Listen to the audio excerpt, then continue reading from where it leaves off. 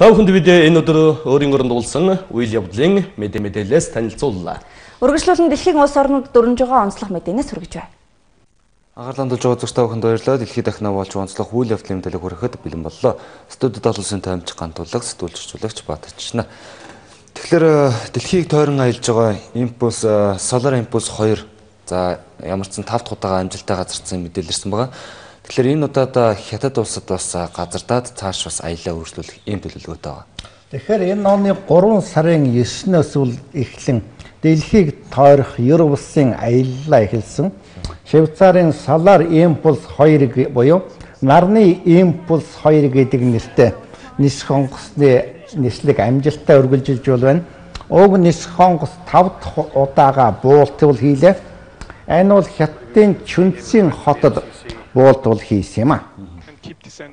Тэрээр Бирмийн Мандалай хотоос хятадын төв хэсэгт байдаг Чүнцийн хот руу 1375 км замыг бол тууллаа. Мэдээж төв хятадын нутаг дэвсгэртэй байдаг өндөр ууланд тааралдаж нарны зайн нисэх онгоц игц дээшээ хөөрөхөд бол хүрсэн юм а. Бараг 10,000 метрийн өндөрт гарсан учраас Швейцарын нисгч Бертран Пикард, Андре Боршберг нар үндсэндээ кислородны масктай Цельсийн хас 20 градус ажиллахад бол хүрлээ. Гэсэн ч ийм хүнд нөхцөл байдлыг нарны зайгаар ажилдаг нисэх онгоц амжилттай давсан юм а. Ингээд эцсийн үр дүн юу вэ гэхээр бүхэл бүтэн 20 цагийн туршид бол ниссээр хятад улсын Чүнцийн хотын олон улсын нисэх онгоцны буудалд 1 цаг 35 минутанд бол газардлаа. Бирмийн Мандалай хотоос нисэхэд бол халуун орны өвс ургамал нарны зайн нисэх онгоцны урт далавчин цаад болж байсан учраас нисэгчид нэг хэсэгтээ их ургасан мод бутыг тайрах ажлыг бол хийснийг бол тооцвол нислэг маш амжилттай болсон гэж үзэж болох юм а. Нарны туяа төдийлөн сайн тусдгүй нутагуудад буусаараа байна. Гэхдээ ямар ч гэсэн 20 цагийн нислэгийн 18 цагт нь нарны элч гэрэл 17,000 гаруй зай хураагурт нь бол бууж байгаамаа. Одоо энэ хүн нисэх онгоц гавайн арлуудыг чиглэн нисэх нь гэхдээ эхлээд хятадын дорн зүгтүүл орших Нанжин хотод бол очих юм а. Нарны зайн энэ хүн нисэх онгоц 12 удаа буулт хийж байж дэлхийн бөмбөрцгийг нэг бүтэн тойрно. Энэ бол 37,000 орчим километр замыг бол туулна гэсэн үг юм а. Гэхдээ 12-оос илүү удаан зогсолтууд хийж магадгүй гэж зарим нисхийн мэрэгжилтнүүд бол имэж байгаа юм а. Энэхүү дөнгөж дунд зэргийн машиныг жинтэй тэгсэн мөртлөө Боинг онгоцны хэмжээтэй энэхүү нарны зайн нисэх онгоц 21-р зууны тээвэр болж чадах эсхийг энэхүү нислэг харуулах гэж байх шиг байна. За өдөртөөхөнд дараагийн мэдээлэл өргөе. Тэгэхээр Коста-Рика улсын хувьд сэргээгдэх эрчим хүчээр бас за хэдийн 90 хугацаанд бас байж боломжтой гэсэн ийм бас туршилтыг хийсэн байгаа. Тэгэхээр ямар ч сан өнөөдрийн байдлаар бас 75 хоног Коста-Рика улс сэргээгдэх эрчим хүчээр бас байх боломжтой байна гэсэн ийм бас үр дүнг хүлээгээд аваад байгаа. Тэгэхээр Төв Америкийн нутаг дэвсгэр дээр бол байдаг Коста-Рика улсын тухай монголчууд бол бид төдийлөн сайн мэдэхгүй байх. Гэхдээ энэхүү улс бол тус улсын хувьд бол он эхэлснээс хойш халуун орны ширүүн бороо их орж усан цахилгаан станцуудын хүчийг нэмэгдүүлсэн ийм боломжийг бол олгосон. Гэхдээ дөнгөж 5 сая хүн амтай Латин Америкийн энэхүү улс байгаль орчныг бол хамгаалах талаар дэлхийн ямар ч улс орноос бол илүү их амжилт бол олж байгаамаа. Тус улсад үндсэндээ аялал жуулчлалын сектор болон хөдөө аж ахуй гол орлогыг бол оруулж байгаа. Сэргээгдэх эрчим хүчнийг бол хөгжүүлсэний ачаар Коста-Рика улсад гадаадын жуулчид асар их бол ирж байгаамаа. Мөн Коста-Рика улс аялал жуулчлалыг татахын тулд аялал жуулчлалын секторт ихээхэн хөрөнгө оруулалт хийж байгаа. Энэ нь байгаль орчныг бол хамгаалах сэргээгдэх эрчим хүчний бүхэл их усруудын амжилттай хөгжүүлснээр илэрхийлэгдэж байна. Коста-Рика улсын бүх эрчим хүчний 13%-ыг нь геотермал цахилгаан станцаас гаргаж авдаг. Өөрөөр хэлбэл газрын гүндэх халуун аршааныг бол ашиглаж чаддаг гэсэн үг юм а.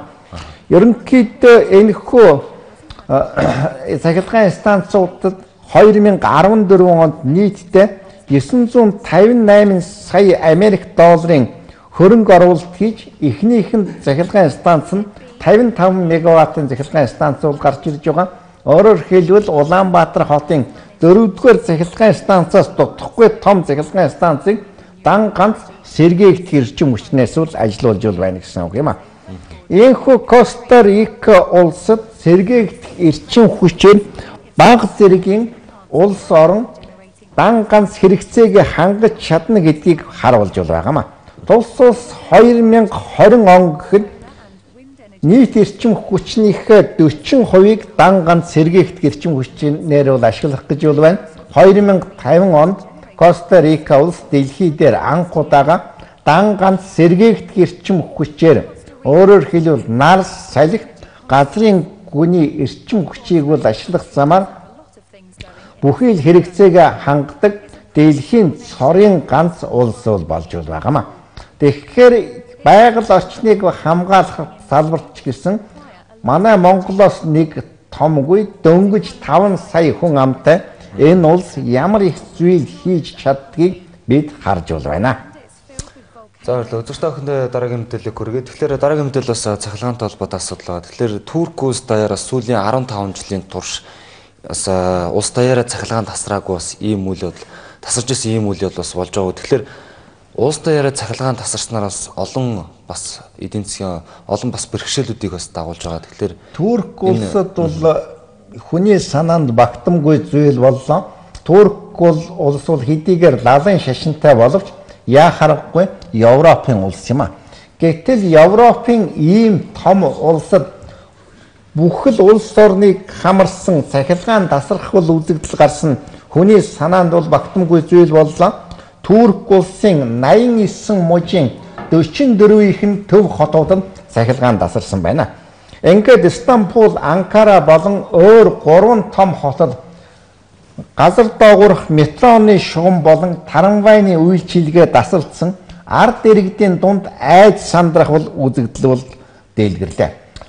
Туркийн цагдаагийн байгууллагын ажилтнуудыг төгшүүр зарлуулан томоохон машины төвлөрөл газруудад автомашины түгжээг бол арилгахын тулд бол эмх журам тогтоохоор бол илгээсэн. Мөн Турк улсад бол хичнээн олон тооны өндөр бол барилга бол байдгийг эрх баригчид нь анх удаага тоолж үзэх шиг боллоо. Юу вэ гэхээр бол томоохон өндөр бол барилгуудад бараг бүгдд нь цахилгаан шатанд хүмүүс гацсан хэрэг бол гарлаа. Тэдгээр хүмүүсийг бол аврахын тулд олон газар аврагчдыг бол дуудсан байна.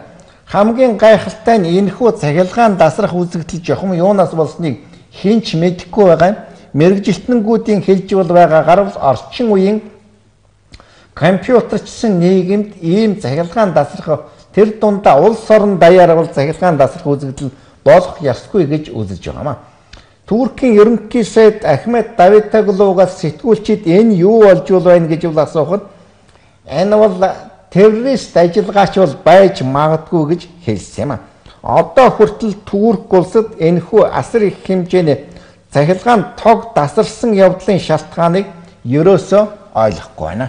Үзэгч та бүхэнд дэлхийд дахнаас онцлог үйл явдлын мэдээлэл хүргэлээ. Анхаарлаа туссан та бүхэнд баярлалаа.